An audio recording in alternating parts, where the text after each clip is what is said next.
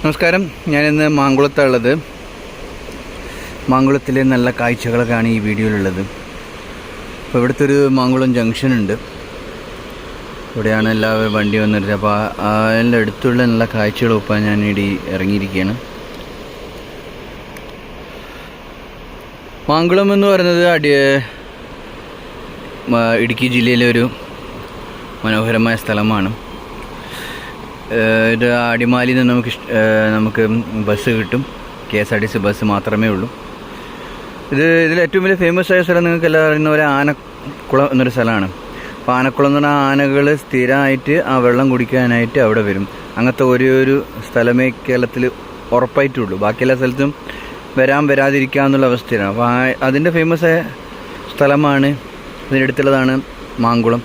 അപ്പോൾ മാങ്കുളം ആനക്കുളം ഒരു 5-6 കിലോമീറ്ററിൻ്റെ വ്യത്യാസമേ ഉള്ളൂ. അപ്പോൾ അവിടെ നിന്ന് നല്ല മനോഹരമായ കാഴ്ചകളാണ് ഇതെല്ലാം.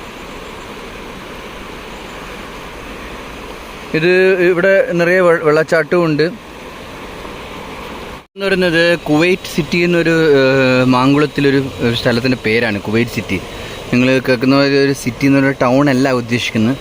പണ്ടെപ്പോഴോ കുവൈറ്റിൽ നിന്നുള്ള ആൾ വന്ന് താമസിച്ച് അവിടെ കട എന്തോ ഉണ്ടാക്കിയെന്ന് പറഞ്ഞു. അപ്പോൾ അതുകൊണ്ട് ആ കുവൈറ്റുകാരുടെ പേരിലുണ്ടാക്കിയ ഒരു ചെറിയൊരു ഗ്രാമമാണ് ഇത് മാങ്കുളത്തിലെ. അപ്പോൾ അതിലൂടെ പോകുന്ന കരിന്തിരി പുഴ, അങ്ങനെ കുറേ പുഴകളൊക്കെ ഉണ്ട്. ഇത് മാങ്കുളം പുഴ അങ്ങനെ ഇപ്പോൾ കുവൈറ്റ് സിറ്റി ബ്രിഡ്ജാണിത്. അപ്പോൾ അതിൻ്റെ മനോഹരമായ കാഴ്ചയാണ്. അപ്പോൾ ഇതാണ് നമ്മളിവിടെ വെള്ളച്ചാട്ടവും പലതൊക്കെ ഈ വെള്ളമാണ് ഉണ്ടാക്കുന്നത്. അതിൽ ഫേമസ് ആയ വെള്ളച്ചാട്ടം 33 എന്ന പേരുള്ളൊരു വെള്ളച്ചാട്ടം. 33 വെള്ളച്ചാട്ടങ്ങളല്ല അതിൻ്റെ അർത്ഥം. ആ വെള്ളച്ചാട്ടത്തിൻ്റെ പേര് 33. അപ്പോൾ അങ്ങനെ കുറേ സ്ഥലങ്ങളൊക്കെ ഉണ്ട്. ഇത് ഈ കാണുന്ന മലയല്ലേ, കംപ്ലീറ്റ് മലയായി ചുറ്റപ്പെട്ട സ്ഥലമാണ്. ഇത് ഏകദേശം ഒരു എറണാകുളം ഇടുക്കി ജില്ല ബോർഡറിലായിട്ട് വരും. ഒരു പക്കം ഒരു സൈഡ് തമിഴ്നാടുണ്ട്, ഒരു സൈഡ് എറണാകുളം ജില്ല, അങ്ങനെയൊക്കെ ആയിട്ട് വരുന്ന സ്ഥലമാണ്. അത് ശുദ്ധമായ വെള്ളമാണ്. കറക്റ്റ് ഒരു ഫോറസ്റ്റിൽ നിന്ന് വരുന്നതാണ്. അപ്പോൾ ഈ സ്ഥലം ഇച്ചിരി ചൂടുണ്ടാവും. നമ്മുടെ മൂന്നാറെ പോലെ അത്ര തണുപ്പല്ല. ഇതിൻ്റെ കുറച്ച് അങ്ങോട്ട് പോയി കഴിഞ്ഞാൽ വിരിപ്പാറ എന്നൊരു വെള്ളച്ചാട്ടമുണ്ട്. ആ വെള്ളച്ചാട്ടം ഈ എന്താ പറയുക ടീ എസ്റ്റേറ്റിൻ്റെ നടുക്കായിട്ടാണ് വരിക. ഒരു മാങ്കുളം ഫോറസ്റ്റാണ്. അപ്പോൾ ആ ഏരിയയിലൊക്കെ നല്ല തണുപ്പൊക്കെ ഉണ്ടാവും. ഈ ഏരിയയിൽ ഇച്ചിരി ചൂടായിരിക്കും, നമ്മുടെ സാധാരണ കേരളത്തിൻ്റെ കാലാവസ്ഥ പോലെ തന്നെ. പക്ഷേ ഈ ഏരിയയിൽ തന്നെ ഇഷ്ടംപോലെ മലയോ എന്താ പറയുക വെള്ളച്ചാട്ടങ്ങളും പുഴകളും ഉള്ള നല്ലൊരു പ്രകൃതി സ്ഥലം തന്നെയാണ്.